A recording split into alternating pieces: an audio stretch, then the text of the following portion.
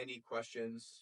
It could be anything, like training methodology, techniques, gi, no gi, judo, wrestling, jitsu, whatever. Typically can take advantage of when you compete against someone who's a jiu-jitsu player that you take advantage of because you have all this judo background. Like, what is like easy things that you could keep in mind? So jiu-jitsu player, the cross grip is like the most significant thing, and it often gives me an immediate route to the back. And there's a judo technique called sumigaishi, in which it utilizes a very similar like gripping sequence as a like a cross grip. So if he cross grips me, grabbing here, and now I can step in front and like throw a butterfly hook and like throw him over, right?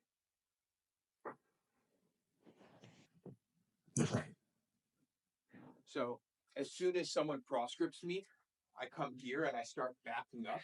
And if they advance, I come take that and start circling in front with that angle in mind. So that's like a very common jiu-jitsu methodology is like a cross grip. You control one side completely, right? And in their controlling one side, they've allowed me to kind of start making my way towards their back. So it's just one thing that I like utilizing from judo against traditional jiu-jitsu methodology of gripping. How do you deal with like the mirror grip? Like so say we were grabbing with our left hand, right? Kind of like not with our strong hand.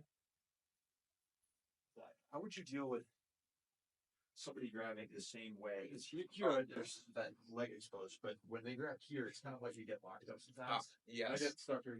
So you go to American gripping system, them, and they do it right back to you, right?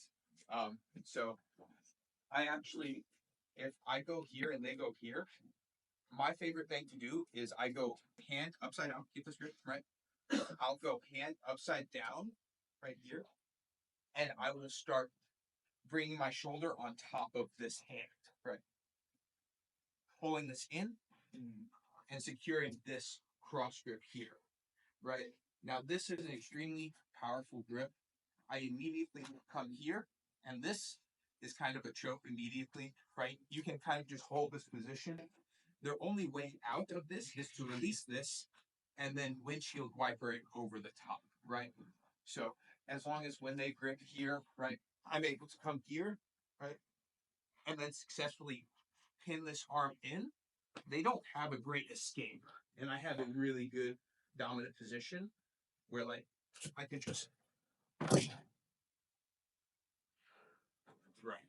right. It's effectively illegal in judo, but a very strong offensive tool in jiu-jitsu is this and feeding this under and across. And it is a cross grip, but the cross grip is great because they don't have that angle towards my back. I've successfully cut that off because their arm is stuck in front. If they windshield wiper their arm around, now they have a route to my back, right? So something I'm always cautious of is like, can their shoulder flank my shoulder? Right. Great question. Yes, sir. What are the things that you offer now to improve your judo? Olympic lifting, right? A clean is a really good example. It's a triple extension. It's something where you're taking weight and you're like throwing it in the air. And, judo, you're taking someone, you're throwing them in the air. So getting stronger, right? I also do cardio. I ride my bike. I don't really run anymore, but I have a road bike. When I actually lived in San Francisco, I only had a road bike. So everywhere I went was on the bike. So I used to love riding up Twin Peaks and back. So strength, cardio, still be a healthy person. If you live a good life off the mats, it will pay dividends on the mat. You'll be able to train longer, train harder, because you've done the right things off the mat. Yeah. What do you think would be relevant for jiu-jitsu guys to do that you could have did when you're younger or training judo, and what they shouldn't do? So like more or less like what jiu-jitsu players are not doing and they should do, and what they're doing that is not good for them in terms of practice. practice on the mats or even outside the mats? Yeah.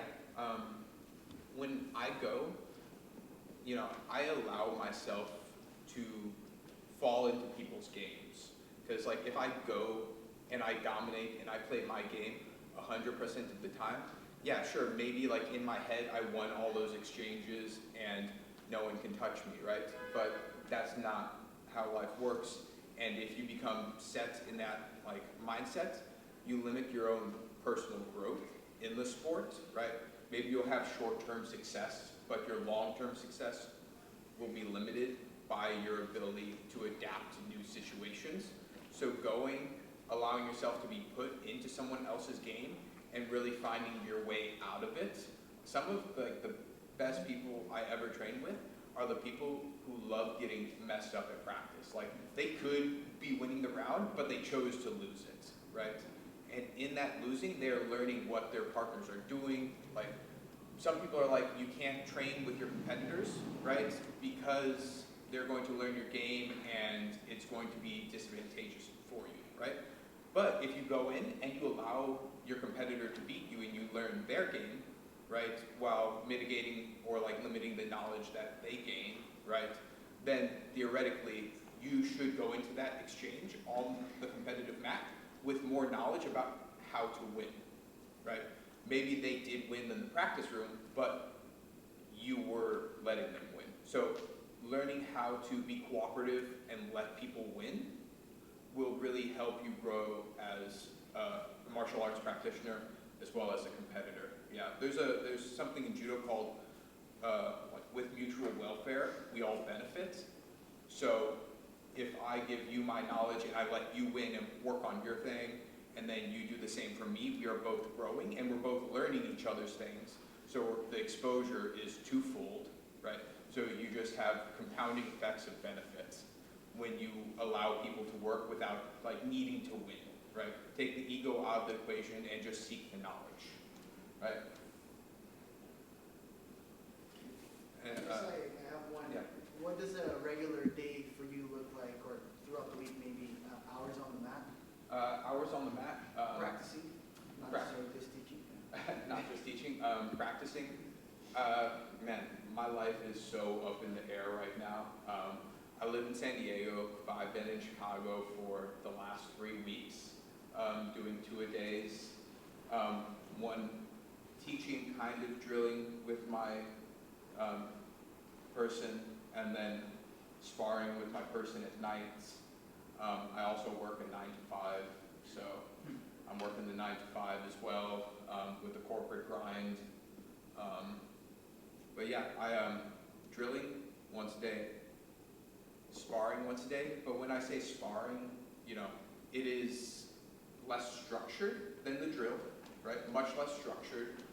But again, like walking into that sparring with like it's okay to lose mentality will allow you to train harder the subsequent days. Like you can still push really hard and play a game with still being okay losing. Like, maybe like you can't break their lasso and you're like, I'm just going to see where this goes, right? And you just like play into it and maybe try to influence the situation in a different way while still sparring.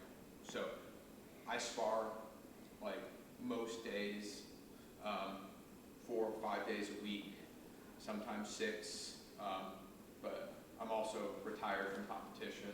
So during my competitive days, it was a lot more.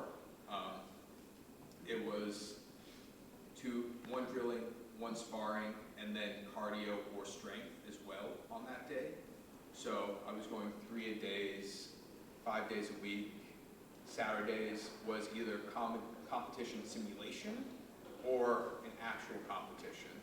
So on Saturdays, I would come in and actually run through like matches. Like I would have like, this is first round, that guy's second round, that guy's third round. We are running however many minutes the match is for the rule sets, and we are going through a simulation. We're going to take a break between the rounds to simulate the break that you would actually get between the rounds.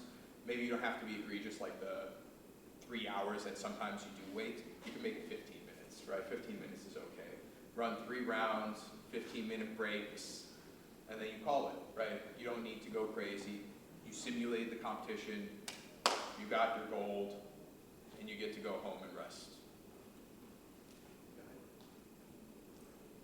Yeah?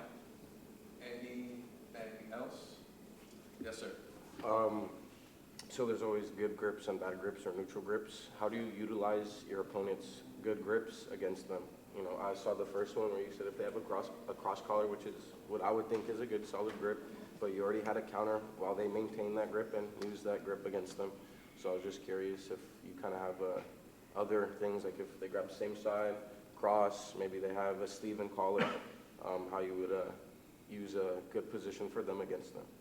Yeah, I think this kind of comes into like my methodology of how I practice with allowing people to take their position and then playing their position, right? Like sometimes I walk into rounds and I'm like, grab me. Like I'm not going to cut your grips. I'm just like, whatever grip you get, right, take it. And sometimes I won't even establish a grip myself just because I want to see like, how are you going to move me? Where are the openings, right? When you start influencing the situation, you create noise in a signal, right? And you start influencing it, and it becomes hard to tell like what they're doing and how much your influence is affecting their progress, right? So when you remove all the noise from the signal of your own input, you get a very clear idea of what they're doing, right? So you would just allow them to do exactly what they want to do, and you look for your openings. Like you're like, oh, I think I saw an opening there. Like maybe I'll let them take me down and I'll tap real quick and we'll get back there and I'll see if what I saw is actually there. And in that process, like, yeah, you let them run through your system and technically they just won the match, but you now get a second look at the thing you think you saw, which you had zero like influence in, that you can see if you can run through and recreate that experiment. I also was a biochemist for a little bit, so I like science. So run a good experiment, isolate the variable, validate it, reproducibility, all these things kind of go into it. Yeah.